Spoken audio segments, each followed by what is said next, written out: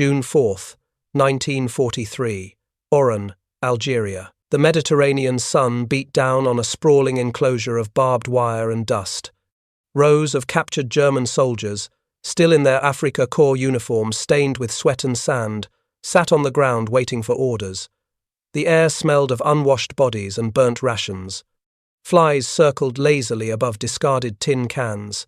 Among them sat Oberfeldwebel Hans Müller, 30 years old, once a baker from Hamburg, now a prisoner of war. His hands trembled as he tried to light a cigarette butt he had scavenged from the dirt. Around him, men muttered in disbelief about what they had seen that morning. American guards unloading wooden crates stacked with food supplies. Müller glanced at his diary, a small notebook he had hidden in the lining of his tunic. He scribbled quickly, "The Americans must be mocking us. Bread, white bread, like before the war. Meat in tins, coffee that smells rich. This cannot be real, it must be propaganda theatre." For 3 years, Nazi propaganda had told him and his comrades that America was collapsing under war stress, its people starving, its soldiers weak. But now, as he watched US Army cooks preparing massive cauldrons of stew, he felt his certainty begin to crack. The sound of ladles striking metal echoed like hammer blows against his illusions. The line of prisoners shuffled forward. One by one, Germans received trays piled with unfamiliar abundance. Slices of beef, boiled potatoes, thick white bread, even steaming mugs of coffee. Müller froze when his turn came. The soldier serving him, a young American barely 20, freckled across his face, smiled and simply said, "Here you go." The smell overwhelmed him. He had not tasted such richness since 1939, before ration cards had stripped German tables bare. Around him, other prisoners hesitated, some whispering nervously that the food must be poisoned, others laughing bitterly that Americans were trying to buy their loyalty. Yet hunger conquered suspicion. Men tore into the bread with shaking hands, their faces etched with both gratitude and shame. Müller took a cautious bite. The bread was soft, the crust golden, nothing like the coarse, sawdust-heavy loaves back home. His eyes stung. He muttered under his breath, "Better than our own rations in the field, better than even the army gave us." At that moment, he understood something profound. If this was just the food for captured enemies, what could American soldiers themselves be eating every day? And if their soldiers ate like this, what kind of strength did their nation hold? What none of the prisoners realized was that this was only the beginning. The meal in Oran was the first of many shocks that would dismantle years of Nazi indoctrination. Soon they would cross the Atlantic and discover that America's power lay not just in its weapons, but in its abundance, an abundance that no German officer had ever admitted possible. May 13th, 1943, Tunisia. The Desert War had finally collapsed. At 10 a.m., General Jürgen von Arnim, Rommel's replacement, surrendered the last organized German forces in North Africa. Nearly 250,000 Axis soldiers, Germans and Italians alike, laid down their arms. It was one of the largest capitulations of the war, rivaling Stalingrad in scope. For the veterans of the Afrika Korps, men who had once pushed the British all the way back to the gates of Egypt, the defeat was unthinkable. Their commanders had promised that supplies would arrive, that reinforcements were on the way, that Hitler would never abandon them. Instead, the skies above Tunisia filled with Allied aircraft, and the seas with Allied ships. The desert soldiers who had once marched with pride now trudged into barbed wire pens as prisoners. Among them was Oberfeldwebel Hans Müller, the baker-turned-soldier whose diary would later reveal the mental journey of thousands like him. In one bitter entry he scrawled, "They told us America was decadent, collapsing, run by Jews and bankers. They told us its factories could never match German discipline. And yet we are here starved, beaten, and surrounded by a flood of their machines." The numbers alone were staggering. The US Army had moved men and equipment across the Atlantic at a rate Germany could not comprehend. In the first 5 months of 1943, America had landed more than 1.5 million tons of supplies in North Africa. Trucks, tanks, aircraft, Even entire prefabricated harbours, all delivered faster than the Germans could destroy them. For Müller and his comrades, every statistic was a knife twist against Nazi propaganda. But the deepest wound was not just defeat, it was what came after. Prisoners expected cruelty, starvation, or revenge. German officers told their men to prepare for humiliation. The Americans, they warned, are soft but vindictive. They will treat you as animals. The reality was jarringly different. Within days, the prisoners were processed with astonishing efficiency. Lines of men had their photographs taken, identification cards issued, and medical examinations completed. Army doctors in khaki uniforms examined thousands of Germans each day, giving inoculations against typhus and cholera diseases still rampant in parts of occupied Europe. Translators explained every step in fluent German. It was bureaucracy with a speed and order that the Wehrmacht itself had rarely achieved, even at its peak. For the POW doctors among them, the shock was deeper. They saw American medics using sulfur powder freely, sprinkling it into wounds, a treatment rationed so strictly in Germany that frontline doctors were told to save it only for officers. Here, even ordinary prisoners received it. Yet the greatest disbelief came with the first hot meals, ladled out not in mockery but in routine. It was food far richer than the dried black bread and thin soup German soldiers had lived on for years. Some prisoners wept. Others muttered angrily that this must be a trick. Müller wrote bitterly in his diary, "If our people could see this, they would know the truth. Our generals said America was crumbling. But here in captivity, I eat more in a single day than I did in a week under German supply." The stakes were clear. This was no ordinary captivity. For these men, the war was no longer fought with bullets but with impressions, with every meal and every kindness delivered behind barbed wire. What they experienced here would travel with them across the ocean, seeding doubts and reshaping loyalties.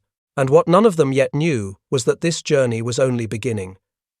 Soon, they would be loaded onto ships, Liberty ships built in days and carried into the very heart of the United States. There, behind fences thousands of miles from home, the true demolition of Nazi illusions would begin. The morning sun rose over the camp, its light glinting off rows of mess tins stacked outside the kitchen tents.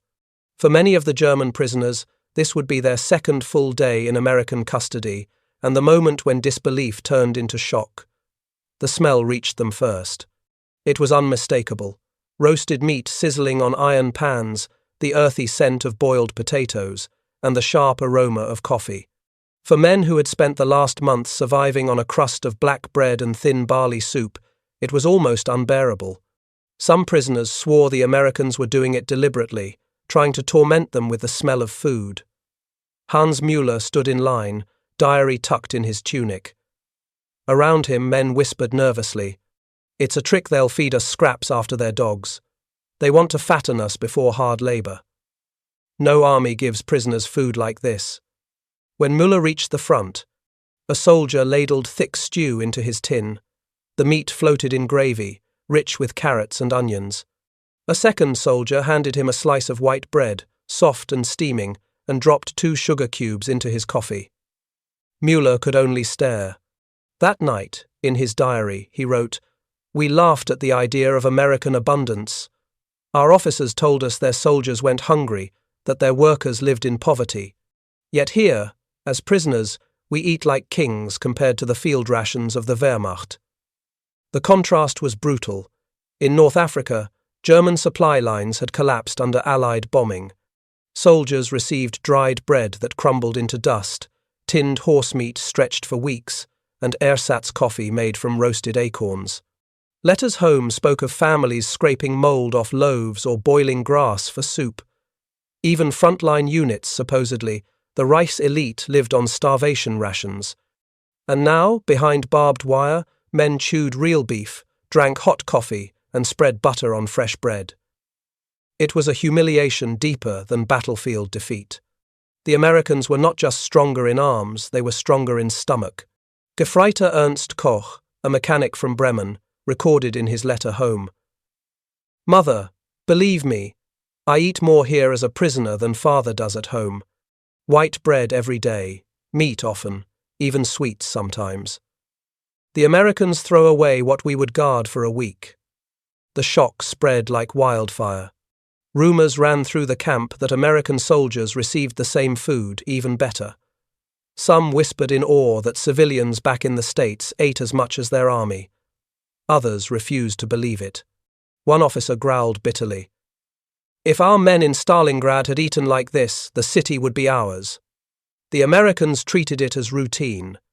To them, a prisoner's ration was just another logistical task, calculated by the ton. Supply trucks arrived daily, unloading crates marked U.S. Army field rations. Flour, beef, potatoes, sugar, all flowing in quantities the Germans had never imagined. The numbers told the story. An American GI consumed over 4,000 calories a day, including fresh bread, meat, vegetables, and coffee. By comparison, a German soldier in 1943 averaged barely 1,500 calories on the front. The POWs could not ignore the math.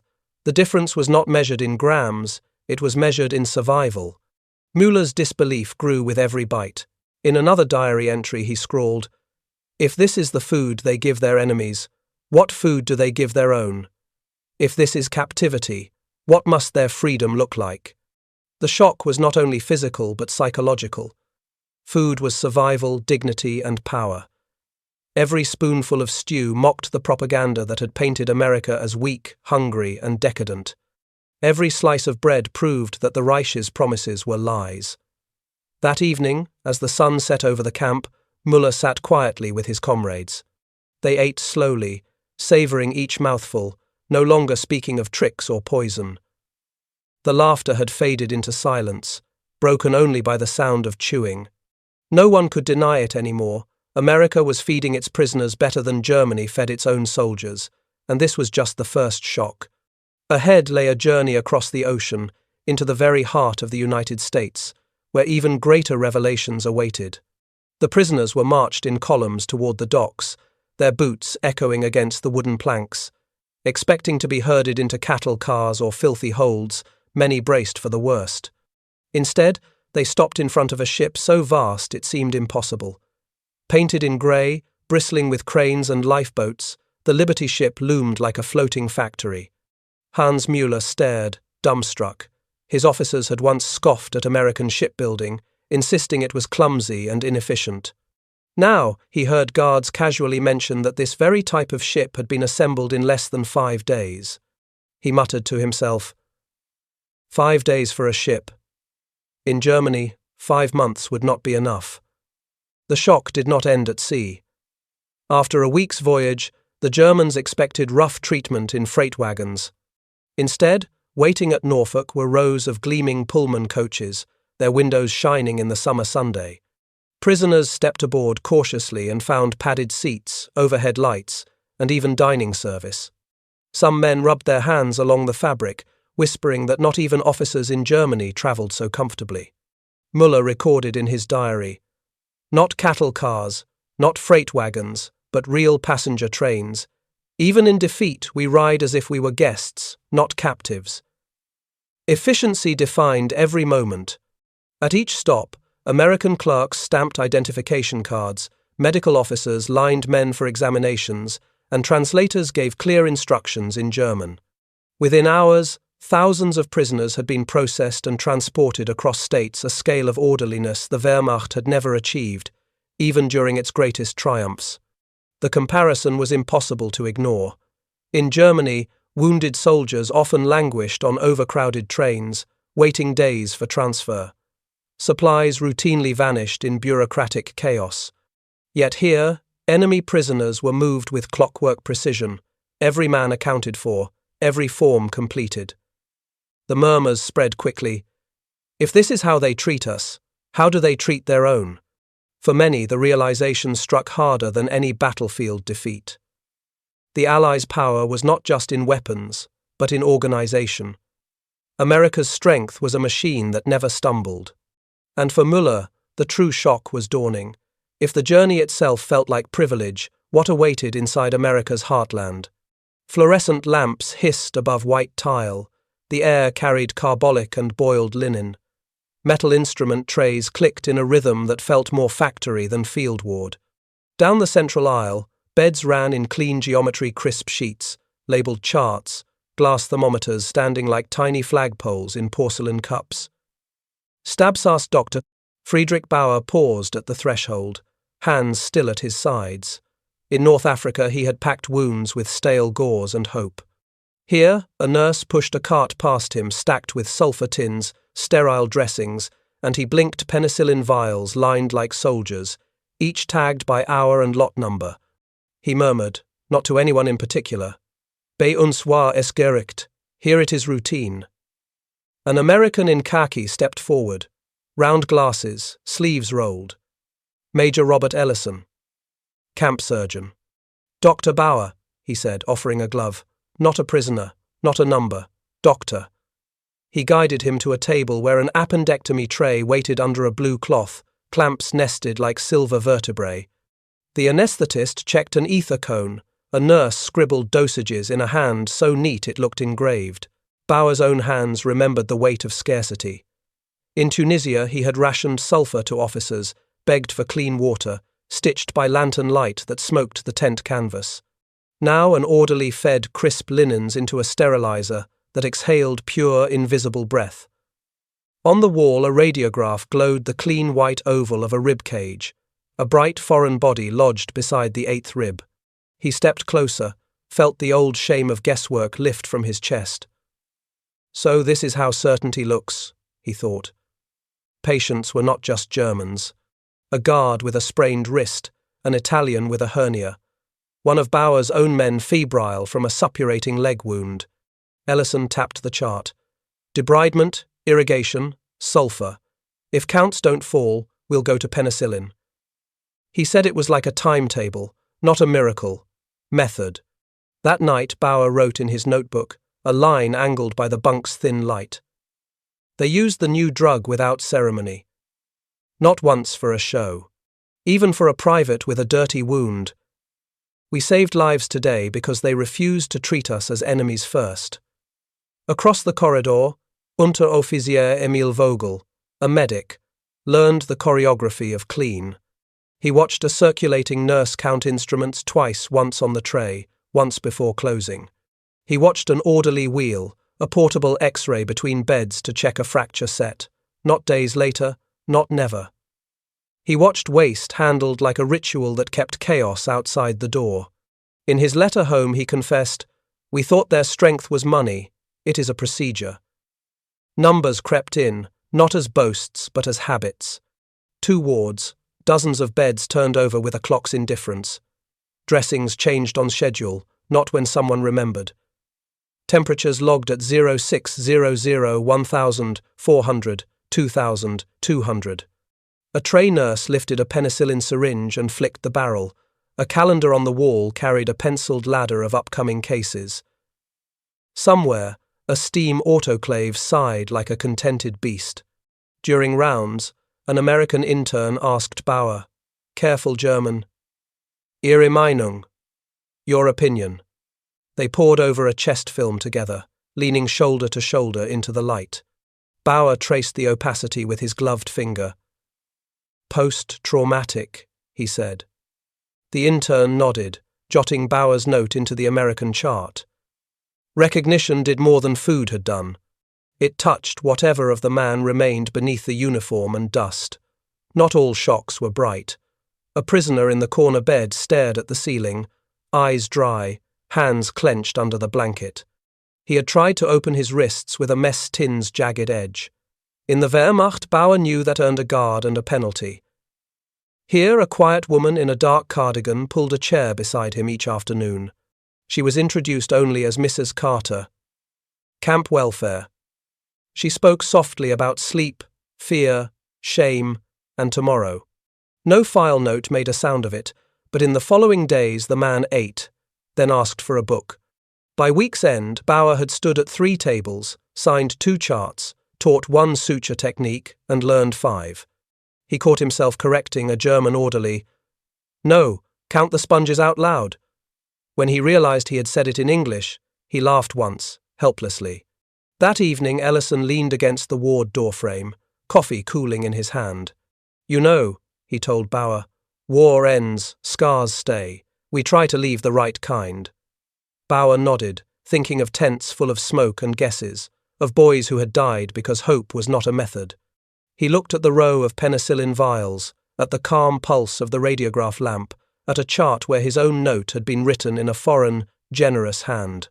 If food had broken hunger, this broke pride gently, exactly, like a clean incision.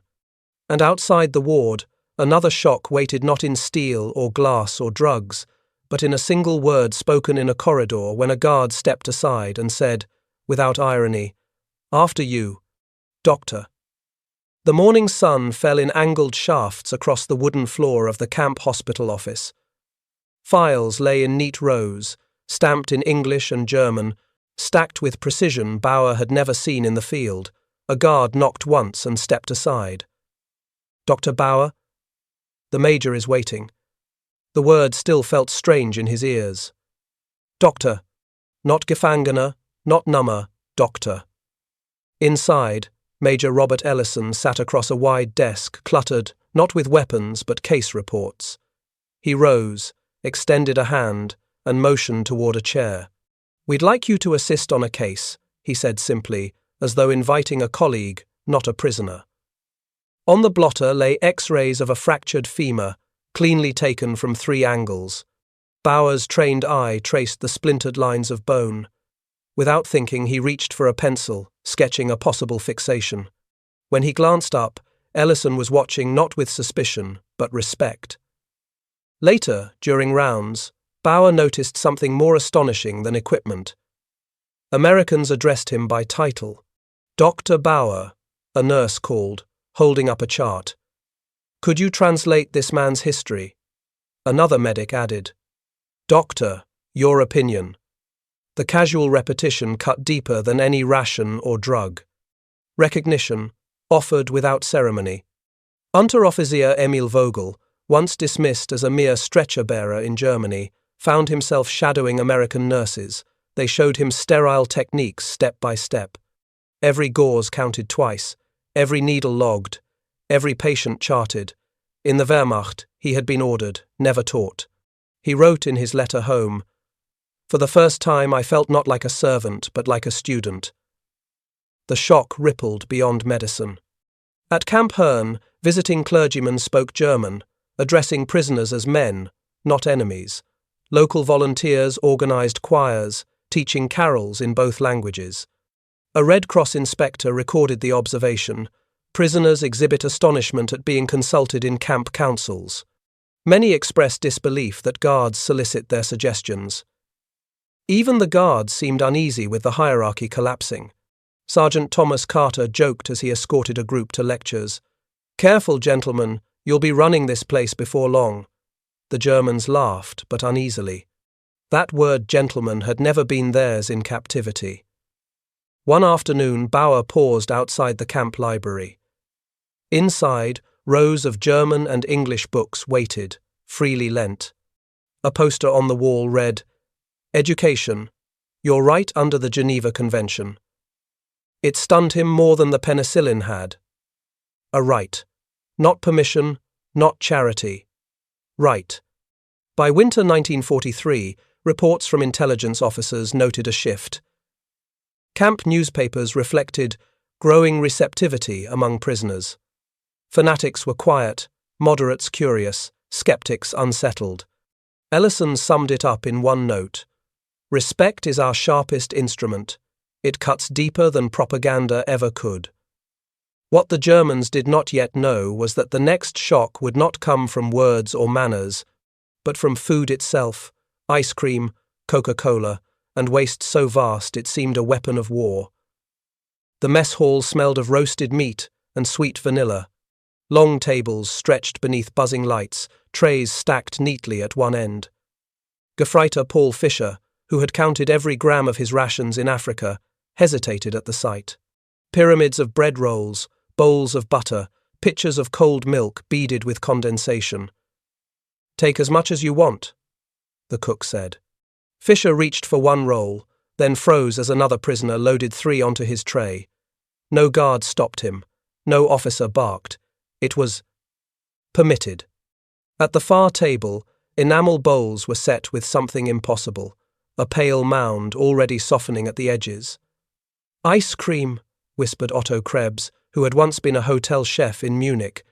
He stared as the Americans scooped it casually, as if such luxury were an everyday right. In Germany, even officers had forgotten the taste. Here, prisoners ate it by the spoonful, their faces a mix of guilt and disbelief. Coca-Cola bottles clinked as they were handed out, dark liquid fizzing up the glass. Vogel lifted his carefully, reading the printed label. "Atlanta, Georgia." He shook his head. "They ship sugar water in glass across oceans while we fight for crusts." He sipped, then muttered, This is victory in a bottle." Waste shocked them more than abundance. Leftovers, half-eaten steak, untouched bread, fruit were dumped into bins by regulation. Fisher wrote, "They destroy more food in a day than my company received in a week." The sight broke something deep inside men who had marched hungry across deserts. The guards explained it without arrogance.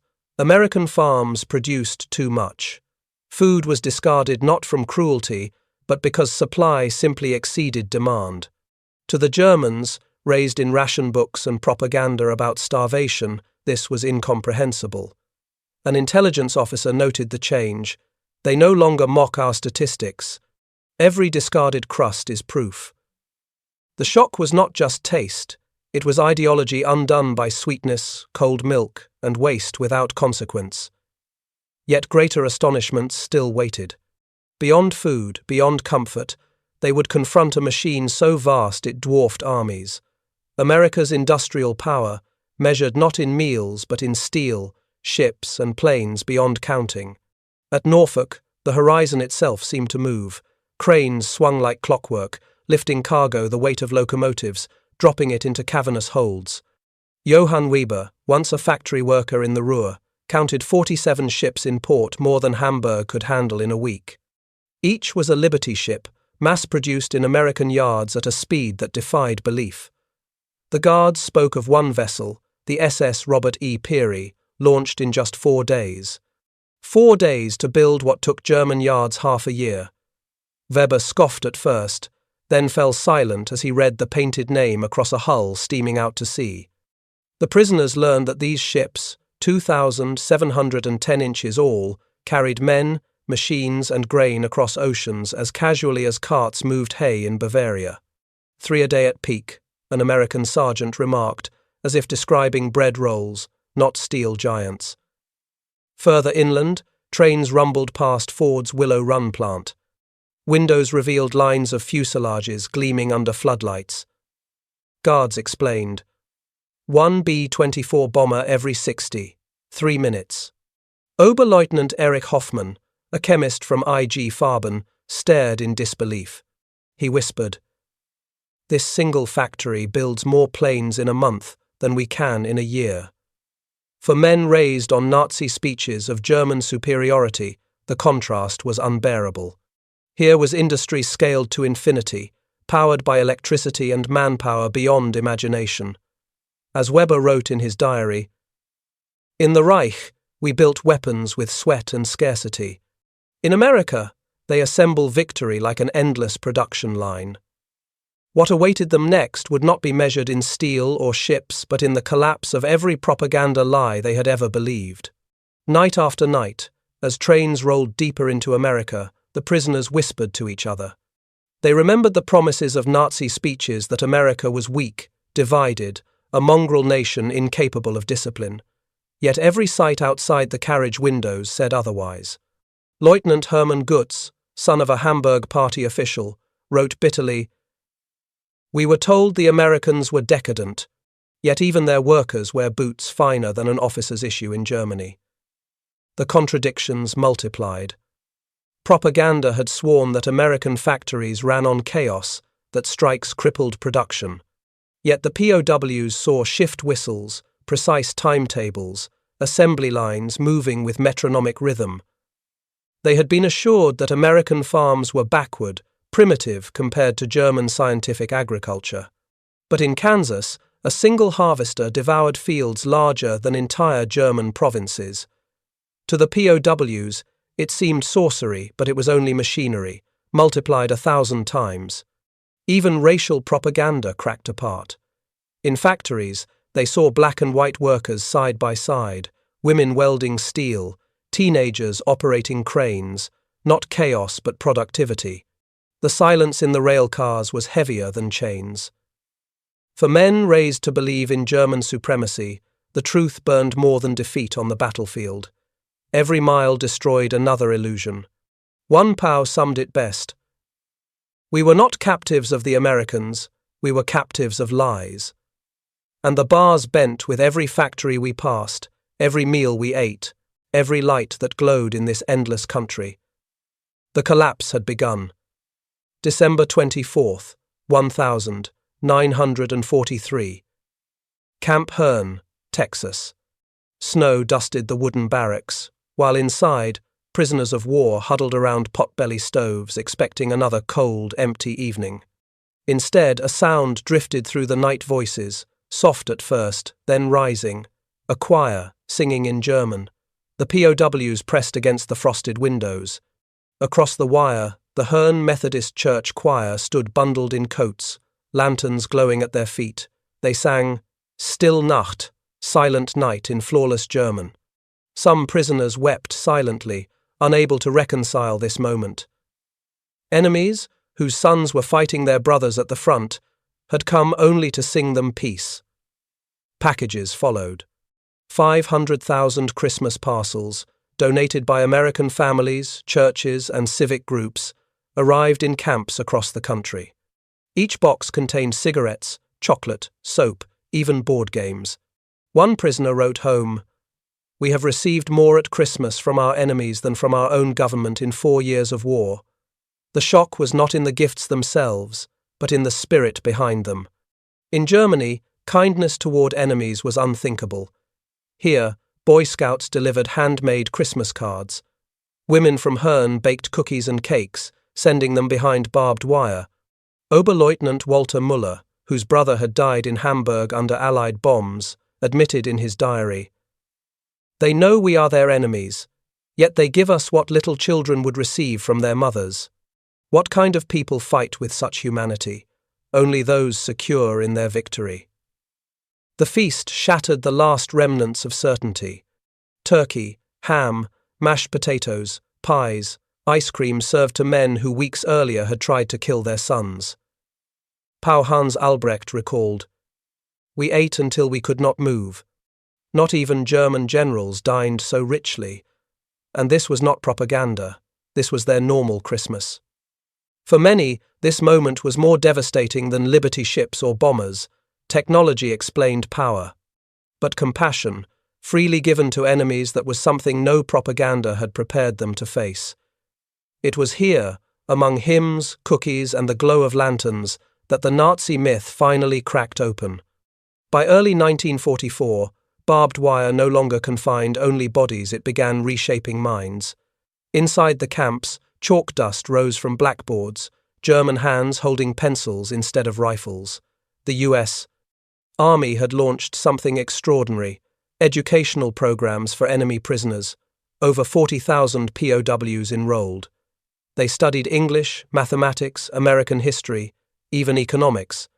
Universities like Chicago and Stanford sent professors, while correspondence courses arrived from across the nation. Classrooms formed inside wooden barracks, their walls lined with books, real books, not censored propaganda. For many, it was the first time they encountered ideas unrestricted by fear. Lieutenant Hermann Gutz, once a loyal Nazi youth, wrote in a smuggled letter, "They allow us to read newspapers with opposing views. In Germany, such freedom would mean death. Here, they encourage it." The transformation deepened with cinema.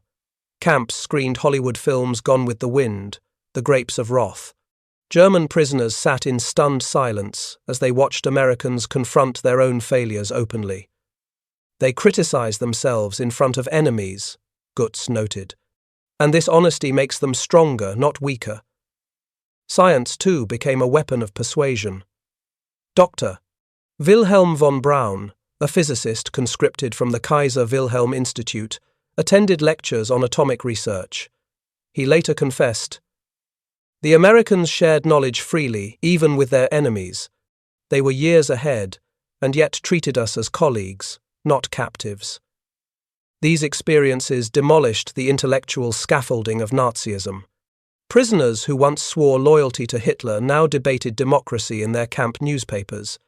Some even drafted visions for a post-war Germany rebuilt on American ideals. In classrooms behind barbed wire, transformation took root. The war had captured their bodies, but education was freeing their minds. By the spring of 1944, the disbelief had shifted into something heavier recognition. The men who had marched under swastikas now admitted, in whispers, that life behind American wire gave them more dignity than they had known in the Reich. Oberstleutnant Friedrich Bauer, a surgeon from Munich, put it bluntly in his diary. "I was called doctor more often by Americans than by my own superiors. They treat me as a colleague, not a subordinate. It shames me." Prisoners noticed the smallest gestures. Guards addressed them as gentlemen, invited them into discussions about farming, medicine, even politics. One sergeant apologized that the camp kitchen had run out of fresh milk one morning, a triviality yet unthinkable in Germany, where officers never apologized to enlisted men, let alone to prisoners. Letters home reflected the same astonishment. Hans Albrecht wrote to his wife, "Here I am fed better than I was as a soldier. Here my voice is heard, my name respected. Tell me, is this not more dignity than Germany ever gave us?" The psychological wound cut deeper because it revealed betrayal. They realized the Reich had demanded sacrifice but offered starvation, demanded loyalty but withheld respect. In contrast, America, an enemy at war, offered comfort, education, even kindness. This inversion collapsed pride more completely than any battlefield defeat. The prisoners were forced to ask themselves a haunting question. If their enemies treated them better than their own leaders, what had they truly been fighting for? It was here, in quiet moments of shame and gratitude, that the Nazi cause bled out of their hearts. By mid-1944, the sheer mathematics of American power had become undeniable. It struck not with speeches, but with numbers relentless, crushing, impossible. The United States built 96,000 planes in a single year, more than Germany produced in the entire war. A new B-24 Liberator rolled out of Willow Run every 63 minutes, day and night, without pause. 2,710 Liberty ships slid into the water before war's end, each one assembled from 250,000 parts manufactured across 32 states. At peak speed, America launched 3 ships a day, while German yards struggled to complete one in a month. Steel poured from furnaces in Ohio and Pennsylvania at a rate of 10,000 tons daily, more than the Ruhr could produce in a week. Oil refineries in Texas delivered half the world's petroleum, while synthetic rubber plants in Kentucky turned out 800,000 tons annually, dwarfing Germany's best year of 120,000. Wheat harvests in Kansas yielded 60 bushels per acre, double Germany's richest soil. Grain elevators along the Mississippi held enough food to feed entire German cities for years. The figures cascaded endlessly: 15 million rifles, 88,000 tanks, 41 billion rounds of ammunition, all delivered by railroads that moved more tonnage in a week than the Reich system in a month. For German POWs, these numbers were not abstract. They had seen the plants, the fields, the convoys. Each statistic was a nail in the coffin of Nazi promises. The scale peak had arrived, and it left no illusions. Germany had gambled against an industrial giant, and the outcome was already written. Spring 1945. The war's end drew near, but the most devastating blow to the prisoners was not defeat, it was revelation. In American camps, reels of film began to flicker against whitewashed walls. The footage showed barbed wire, skeletal figures, heaps of corpses, Buchenwald, Dachau, Bergen-Belsen.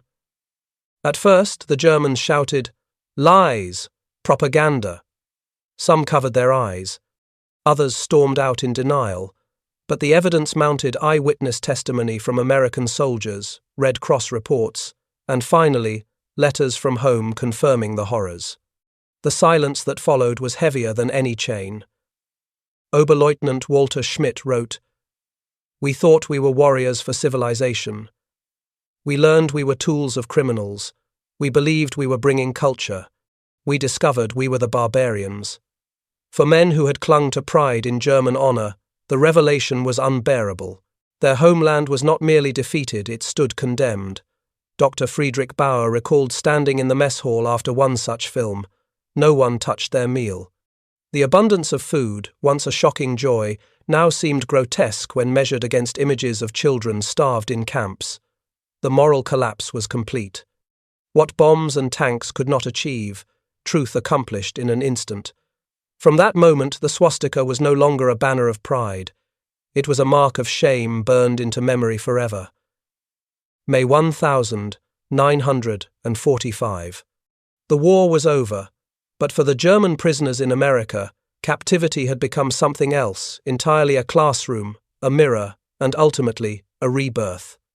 When repatriation began, 371,000 POWs prepared to return to a homeland in ruins. They left behind hot showers, full meals, libraries, and fields of abundance. Ahead lay bombed cities, starving families, and the ashes of a failed ideology. Yet many carried something priceless home knowledge. Hans Kroll, once a captured officer at Camp Shelby, later became West Germany's ambassador to Washington. Walter Hallstein, who taught courses inside the camps, rose to lead the European Commission. Countless others returned as farmers, engineers, and teachers, applying methods they had witnessed in America. In their hands, the seeds of the German economic miracle were planted. Letters and memoirs reveal their quiet conviction. Prosperity came not from conquest, but from freedom. They had seen women weld steel, farmers produce food for the world, workers drive cars and live in dignity. They had experienced kindness from enemies who should have hated them, and they could never forget it. In 1985, hundreds of former prisoners returned to Texas for a reunion. Now old men, they embraced their former guards, toured the barracks where their transformation began, and wept openly.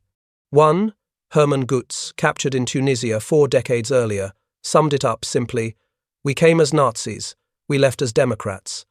America showed us what strength truly is."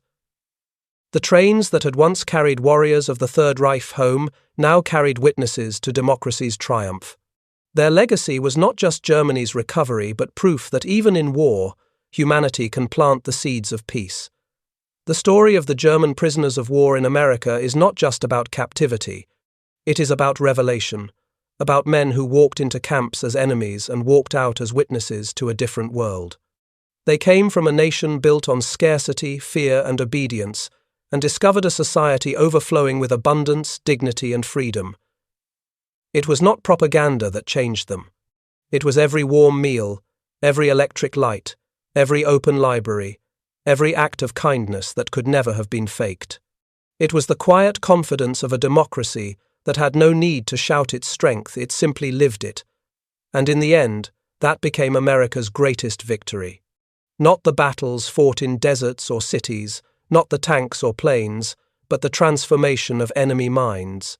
Those men returned home carrying seeds that would grow into West Germany's democracy, Europe's recovery, and a lasting alliance across the Atlantic.